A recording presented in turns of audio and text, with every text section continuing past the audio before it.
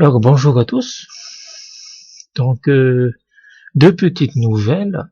Euh, la première, c'est cette saloperie de page de l'OMS. L'OMS a supprimé un ou deux mots, mais en général, ça n'a pas, il n'a rien changé de particulier. Mais voilà, les pires saloperies, il les a un peu supprimées, mais la page est toujours aussi merdique.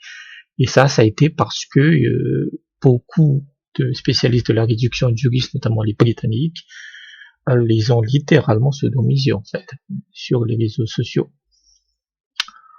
Donc la politique revient dessus avec le truc de l'antigel là, ouais. Ou que la vape est plus dangereuse que la cigarette. Wow.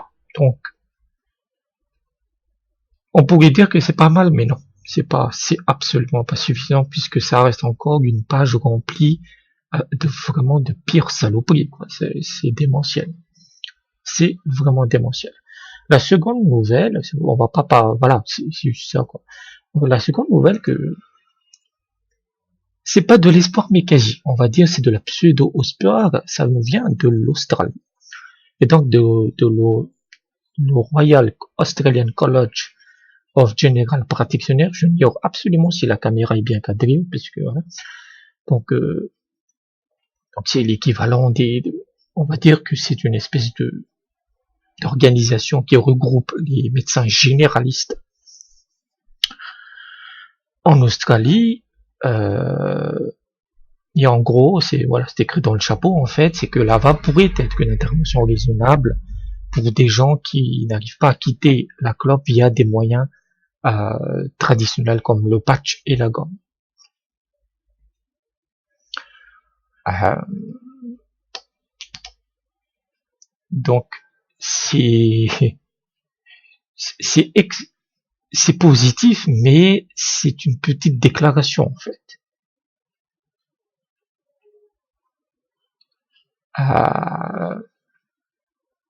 C'est la vape qui est conseillée en dernier recours, c'est-à-dire que si vous avez utilisé des patchs, de la gomme, etc., ben vous pouvez utiliser la vape.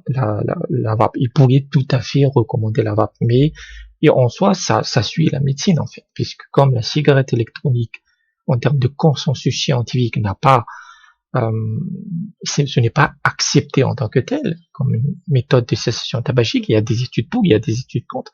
Tu n'as pas de consensus mondial, en fait, surtout par ces fils de pute d'enculés d'Américains. Donc on est compliqué, quoi. Même s'il y a des associations aux États-Unis qui reconnaissent la vape. Donc voilà, l'Australie murmure, c'est un murmure pro-vape. C'est un murmure pro-vape. Et pourquoi pour moi, je trouve que c'est vraiment important et ça permet d'avoir un peu de lueur d'espoir, notamment dans les pays sous influence de l'Angleterre, c'est-à-dire tout ce qui est Commonwealth. C'est intéressant de voir ça. C'est que l'Australie était très anti-vape. La vape est était quasiment interdite en Australie.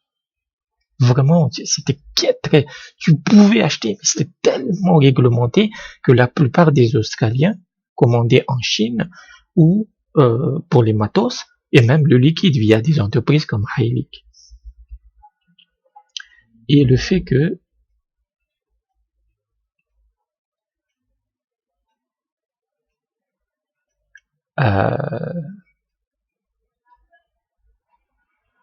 voilà, c'est écrit là, c'est leur recommandation en fait. Les cigarettes contenant de la nicotine ne sont pas les traitements de première ligne pour la cessation tabagique. La force la plus forte pour l'efficacité et la sécurité, c'est des thérapies pharmacologiques approuvées ainsi que le support comportemental. Le manque de cigarettes contenant de la nicotine approuvée crée un environnement incertain pour les patients et les cliniciens. Car les constituants de la vapeur, en fait, n'ont pas été testés et standardisés.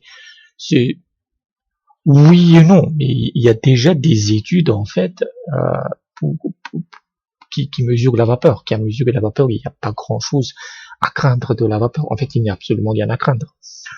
Cependant, pour des personnes qui ont tenté de quitter la clope avec des pharmacothérapies approuvées et qui ont échoué, et qui sont toujours motivés à arrêter de fumer, ils sont motivés,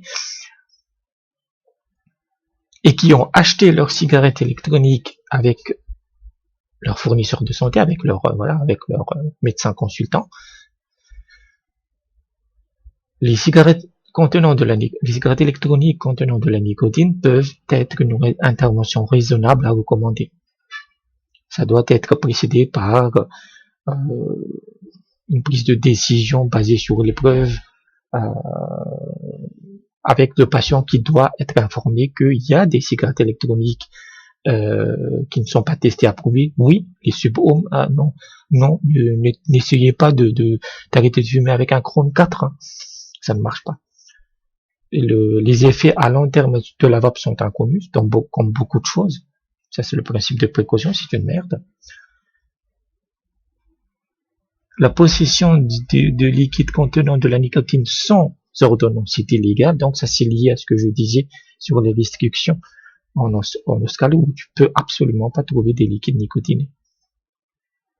Et seule une utilisation à court terme est recommandée. Ben non. Non. Aujourd'hui, en termes d'études, on est à peu près à 3 ans de vape au minimum. 3 ans. C'est-à-dire que j'avais vu, c'était une étude de fac Saline, mais je me rappelle plus.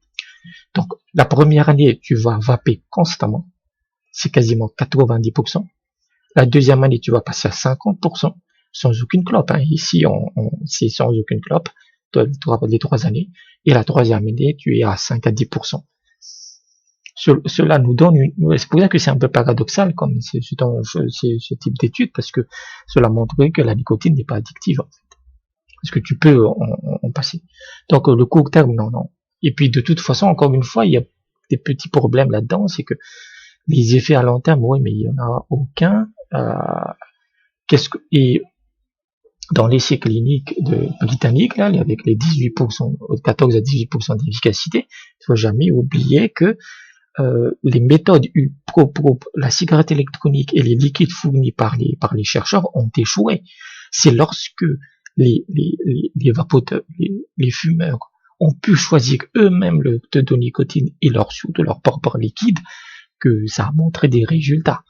Donc ici, en fait, c'est vraiment un appel à une vape médicalisée, et l'Angleterre se dirige vers ça, mais ça reste quand même une bonne alternative, quoi. J'aimerais que des médecins recommandent de plus en plus la cigarette électronique, même si cela implique évidemment la destruction de la vape indépendante. C'est évident. Il faut que vous le sachiez, c'est que si la vape est médicalisée, tous les autres vapes sont illégales. Mais voilà, moi j'aime bien ce type.